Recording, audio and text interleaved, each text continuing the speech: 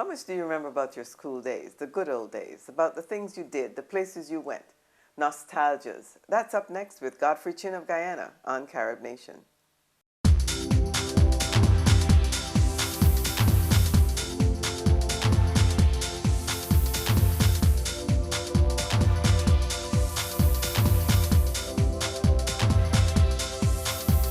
When America wants to know what's happening in the Caribbean diaspora, there is one clear choice.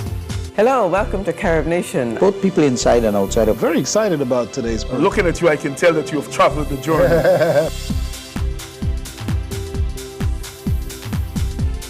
One television organization brings America close to the people, stories, and events that affects Caribbean life.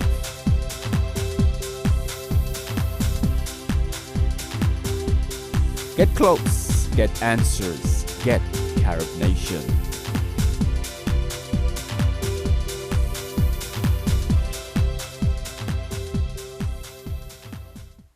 Hi, I'm Doris Dean. Welcome to Carib Nation. My chat today is with Godfrey Chin, a true son of the soil, a Guyanese who has taken the time to document his memories from the 1940s to the 1980s in a wonderful book called Nostalgias. Godfrey Chin, welcome to Carib Nation. Thank you so much for joining us. And it's a great pleasure to have the opportunity to talk with you after listening to you and watching you at the Guyana Folk Festival every year. This new book, Nostalgias, that you've written about Guyana is a lot of fun, but it takes us back a long way. And we want to start off by asking you to tell us a little bit about yourself, where you came from in Guyana, and what was your childhood like, which even though you told us in the book. Well, my childhood, I think I was born in the public hospital, if I can start there. Lived in 3 tenement yards in the 40s, just at the beginning of the World War. Went to Smith Church Central High School. From there, I worked with the public service for 5 years, graphic newspapers, and was an operations supervisor for Esso Standard Oil for 15 years. Mm-hmm. And then eventually we migrated in 1982. When you came to the United States, what was your goal? What did you want to achieve? Well, apart from the fact that we came here to get a better education for the kids, etc. But I wanted to do all the things that I couldn't do in Guyana, like to be a better artist, a calligrapher, to be a better dancer, to be a better speaker. And I embraced all these things and was able to achieve them very quickly. Mm-hmm. I became a graphic artist. Mm-hmm. And you're doing, what was your first love though? Is art your first love? Yes, it is. Yeah. Especially the creative part where early in the stages I got very involved in, it was festival in those days, became Mashramani, but I was very much interested in carnival also, and that is costuming, stage, etc. Yes, you did a lot of costumes as well. Tell me a little bit about your family, your parents. What did they instill in you? What kind of parents were they? Strict? They were, both my mother and father was very creative. They were a hands-on person. My mother sewed, my father did everything possible. He was a jack of all trades. And I think that was inherited from their parents, who had actually 2 generations back had come from China. Mm-hmm. And my great-grandfather, I remember having a nice vegetable garden and having a garden that could prepare vegetables for supply to the Americans who built the air base, Atkinson Field, in World War II. I see. Now, how did you decide on coming up with the book Nostalgias? I know that it's taken a long time. For Y2K, that's the first year of the new millennium, I thought I wanted to do something more formidable than the annual resolutions, New Year resolutions, which just diminished or by the end of January. So I thought how nice it would be just to record for posterity what it was like growing up in Guyana. Wrote my first Nostalgia, which was actually sent to the Starbuck News, and since then I've written, I'm now about 360 on all aspects of growing up in Guyana. And thanks to the internet, that has really taken off. Some of the photographs and some of the sayings, just remembrances from school were just so heartwarming to know that somebody was keeping track. Well, I think that was my inspiration because they were so popular. And as I sent it around, it went around the world about 3 times. Many times it would come back. And it meant so much to many people, especially those of the senior diaspora. Right. I know a particular instance where a girl said in Toronto that she's sorry her father is not alive so he can read the whole book. And every time she got a nostalgia, she would read it to him. And the last night she got Tenement Yard, and they had grown up in a tenement yard. So it was just very special for her on that last night to be able to read it to him. Right, yes. I'm sure it had an impact on so many people. Something, yeah. Let's talk a little bit about some of what you have in the book. We go back. What I like about the book is the way you've written it, and you put it in blocks so that one doesn't have to read continuously from beginning to end, but you can choose an area and expand on that and look at that as much as you want to. One of the things that first came to me was the bug house. I went to school at Bedford Methodist. The headmaster was Mr. Homer. Yes. And Mr. Homer wore a bug house on the days where we were going to get licks. We always knew that if we looked out the window and saw Mr. Homer coming with his bug house on, that was going to be a bad day. Talk about the bug house, the cork hat, and the history of the cork hat and the way that has been handed down. Well, our first inkling of a bug house would be, it is what the governor wore, especially at the ceremonial parades. And there he would stand there with a feathered bug house, and you have the feathers coming over. I think it became a sort of a traditional wear by the British, popular probably in the eastern countries. I can remember from Rudyard Kipling's book, they would be wearing them in India.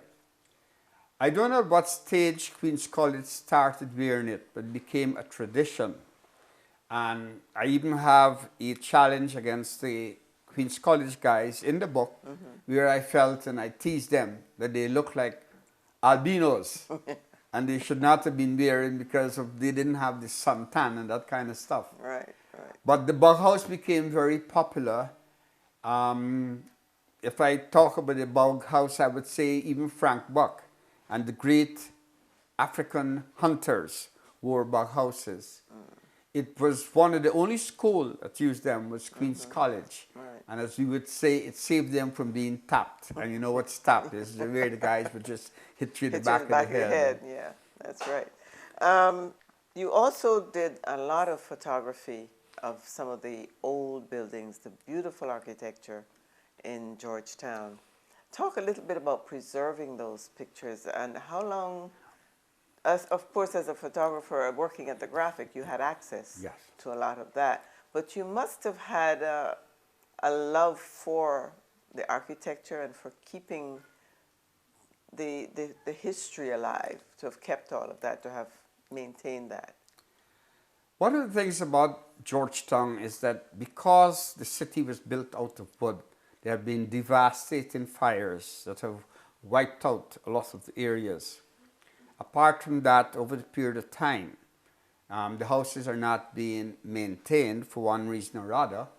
Many of them are being hit down with concrete structures, which is good for the city. But there's a quaintness and a beauty about the architecture, where it came from, and is the Gothic, whether it's the public buildings like Town Hall, the courts, etc. But apart from that is the quaintness and design of the houses along Brick Dam, the verandas, the shutter windows. So what I have done, coming along with nostalgia, is I've spent a lot of time trying to preserve by pictures. You mentioned that you went to Bedford Methodist, and I do have a picture to give from my collection. Really? Bedford Methodist. It's no longer being used, right? dilapidated, but it's still there. Yeah. But because of nostalgias and because of my link between, say, the period of the war, I've been trying to preserve it, to share it with the younger generation so they can see what it was like. Now I have pictures of the Theatre Guild before the Theatre Guild as it was currently, and we also have the plans of how it's going to be redesigned. Wow. So we have the stepping stone, even the Laku Pool. Oh. And all that is part of the exhibition, the photographic exhibition, which has grown out of nostalgias. Yeah. We now have 1,000 pictures. Wow. And I try to display it wherever I go, so that at least you can have that link. It's not only the pictures of the historic buildings, but the way how things started. For example, I can show you a picture of the seawall band before the bandstand. Wow. Or the cenotaph, before the cenotaph, there was a fountain. So these pictures are very meaningful, and perhaps we can shoot it and you can share with the Yeah, that's fantastic. pictures of the fire, pictures of Brickdam Cathedral that was burnt in 1913 and then replaced by the concrete Cathedral of Immaculate Conception. Yeah. I have pictures of the Charlestown fire, pictures of the Booker's fire, 23rd February 1945. And of course we had back in February 16th, 1962. I have that Was also, and I would love you probably to pan in that, and we can, you know, share with them. I have the picture of the first tear gas that was thrown at the mob in front of the Electricity Corporation. This was about 9 o'clock on that morning. And then I have the picture at 5 o'clock with the city burning. That's Water Street, going right down from where it started at Booker's Sports Department, and then right down. I lived on Robb Street, and I remember looking out on my veranda and looking down and just seeing nothing but fire. That's right. That was something. What part of Robb Street did you live? Robin Light. Okay. So I remember looking out and seeing that. But as a youngster, not understanding what was going on, I was more curious than anything else. I've always been curious about what is happening around. So I found myself in front when we had the strikes. I found myself on picket lines. Don't know what I was doing there, but it was the freedom that I think we as youngsters we had. And this is something you talk about in the book, that our childhoods were innocent and free. We seem to not have to worry about so many things. Young people today have a number of things to be concerned about. Talk a little bit about the interest of young people today in our history. One of the things that I find out here, we find out we have a generation of young people who don't know their history, but some of them don't care to know. And I think it's because we haven't had enough people like you who have dedicated themselves to making sure that the documentation is there, that the information is accurate, and pass it on to them in a light-hearted way.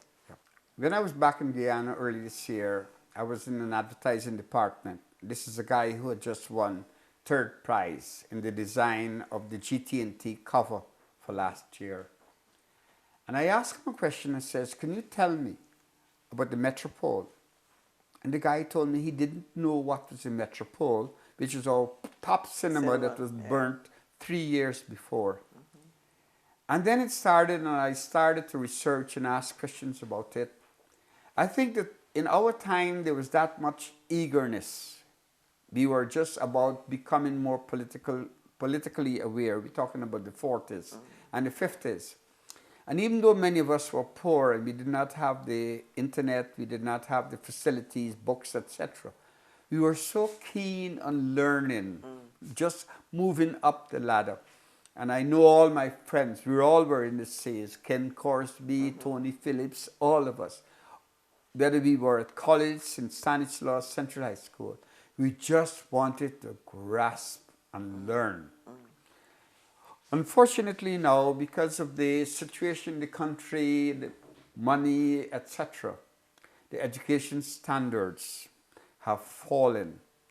And as a result, I do not think the school programs, teachers, students, the system is geared to really arousing that curiosity or that eagerness. I mean, all we did was ball, learn, ball, learn.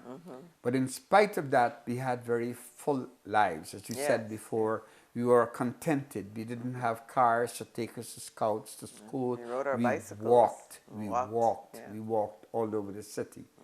And there is something about what is happening in the Guyana is that they're becoming sort of modernized, where everything is coming on a platter, the internet, the music is changing, and and that period of time where we live, that's why we have striven so hard in nostalgia to just capture that time. Sense. Yeah.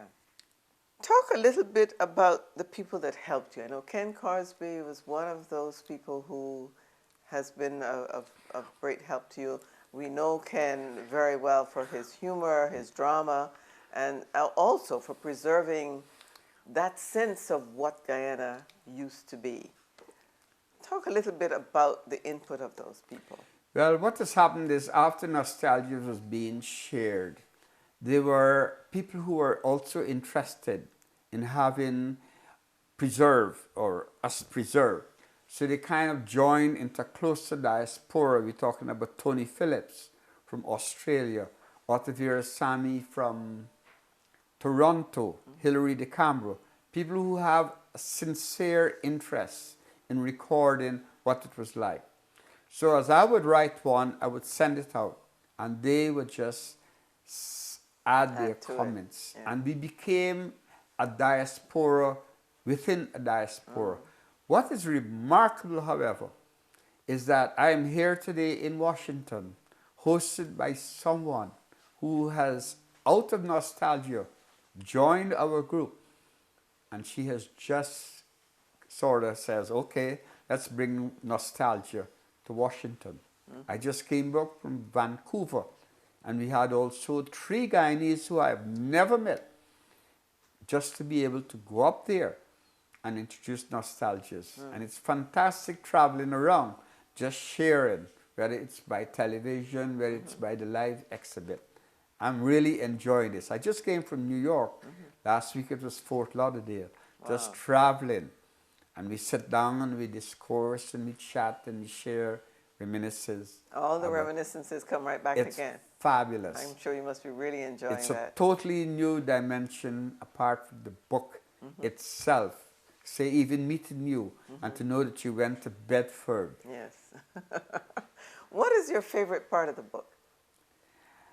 I like the light-hearted. One of the challenges in nostalgia is to record it in the same kind of language that we spoke, the language that I was accustomed to hearing, using words like Bombay, dress down, right. And we did a glossary at the back. Yes. But I think, like one of the famous words, we would say "nuff" instead of enough. Yeah. And just using that, I think, captures the spirit. My editor wanted to use modern because it's in America. Says, no, let's use the language that in which it was. And that's the only way you get the sense. And we get the sense of it. As a matter of fact, at the Literary Heritage, one of the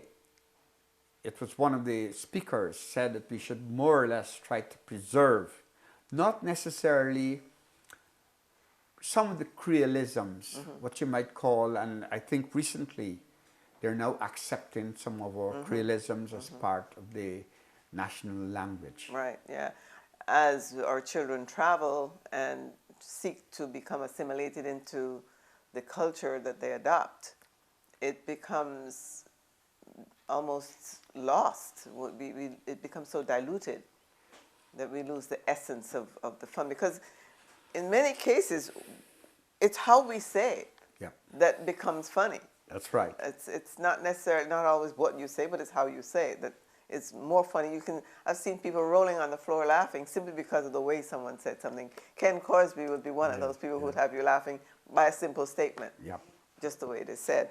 And that was one of the, I've recorded it in a sort of a jocular tempo that you can read it. And I think one of the best comments I like is where people say they enjoy the comedy, the way, the light-hearted way. Right. So I have a phrase I use in the book called, "You think it's easy," and I use it, and you know it's not easy.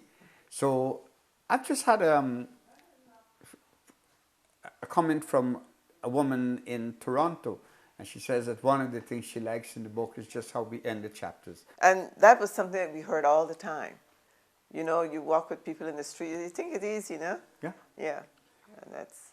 One of the other things too in writing nostalgias, I just wanted to sort of open that window. But as the reader reads it, he's going along the same path. He can picture being on the fourth groin in the back dam. So it sort of takes you along the path. At the same time, bringing your memories of what it was like. And what that did, it encouraged discourse. And we can discourse now on the internet. So as a nostalgia is issued, everyone would add their little... Their little their little comment of what they remember. And it kind of snowballed. And as it snowballed, I would kind of revise it. So this is not only my work. This is the work of all the diaspora abroad who's adding. For example, I just traveled down to Fort Lauderdale. One of the big things we're talking about is toys that are being returned to China because of lead. And in the discourse of conversation, we said, what happened to all the lead that was in the Hubbox paint that was painted on the cradles? And we would stand on the cradles and we would eat it. That's true. It seemed to be. But then there must have been some immunity in Guyana with the crushed snow cones. Oh, you said that in the book, yes, when you mentioned that, yeah. And we wonder, even like ringworm, you know, we used to play in the gutter. When the rain fell, we would throw matches and race or make paper boats. We would fish, paper boats, you know, but we didn't have that. I guess there was a certain amount of cancer and so on, but we had built a immunity. Yeah, I think so. When I looked, and I have pictures to share what it was like in the market. But yes, still, yes. Well, you talked also about roving at night looking for cook-up. My husband enjoyed that. And one of the things in the book that was fascinating is that when you went to the cook-up, the guys, so he has coconut shells, and he would dip the cook-up rice and he put it and you eat. There are 3 people waiting for the utensils. So when you give back your utensils, he took it, 2 buckets, and he dip it in the water, shake it out. He dip it in the other water, shake it out, and then the next person gets served. How do you exist with that? Well, there's no AIDS or anything like that at that time, so I guess that was someday, as you say, the immunity was built in somehow. That's right. We managed to survive that. Well, it's one more thing I'd like to talk about before we close, and that is, how do you see matrimony today? I know you talk a little bit about matrimony in the book. What is your take on matrimony and what it means for Guyanese today? Well, I can go back because I was there when steel bands started. And steel bands really started in Trinidad, just at the VJ Day when they celebrated the end of the World War II. They brought out the bamboo to celebrate in the streets because for the time being they did not allow that. As they beat the bamboo started to break up because it hadn't been used. So they grabbed pans, pots, bottles, spoon to make that cacophony to dance down the streets. By the next 2 years it came to Guyana, and of course you know that pan is the best musical innovation in the last century, and it's now all over the world. Incidentally, steel bands are being played in China, in Sweden, Japan, and Japan. Around 1953-54, we started to play Mass in Guyana. And we would meet every Christmas time, subscribe, you know, each one of us had our own money, and we would make costumes, and we'd go in the streets, tramp, adding to the fun of Christmas, taking collections in tin pan. By 1960, it was started to get formalized by the JCs, and they started festival. But after 3 years, of course, it ran into our political upheaval of the early 60s, died a slow death, until it was revived in 1968 by the JCs of Mackenzie, it was at that time. And it went on, and that's how Mashramani got its name. Yeah. By 70, when we became a republic, the government accepted it for the whole country, meaning that it was based on an Aboriginal word, meaning a celebration after an achievement. And that's how we had Mashramani. And since then, there's been a more formalized attempt to have costume bands. Pretty good standard at that time. Since 70 to now, it has been on, but for various limitations, the money, we don't have the tourists to support it, materials, pretty good work in making masks and costumes. It has now gone into 2000, and it's still carrying on. Unfortunately, there's not enough being spent or done to sort of create mass camps, etc. Yeah. I just wanted to read one note here, and that is a note from Dr. Vibert Cambridge, who hosts the the Guyana Folk Festival. And he said, in this neck of the woods, there's a tradition of sharing black cake, like my mother and mother-in-law baked when they were alive, pepper pot and garlic pork. In addition, I play Guyanese music with a generous portion of masquerade music, because for me, an urban Guyanese Christmas is not Christmas without masquerade music. And that was one of the things that they've been using with Mashramani as well, to bring that back. Yeah. And so thank you so much. It's been a pleasure talking with you. I'd love to be able to talk about a lot more of the book, but I'll leave it for everybody to read and enjoy. And it's been a great pleasure talking with you. Thank you very much. My pleasure. And there you have it, our chat with Godfrey Chin about nostalgias. I hope you had some nostalgia, remembered a few things about your school days. Thanks again for joining us on Carib Nation. Until next time, I'm Doris.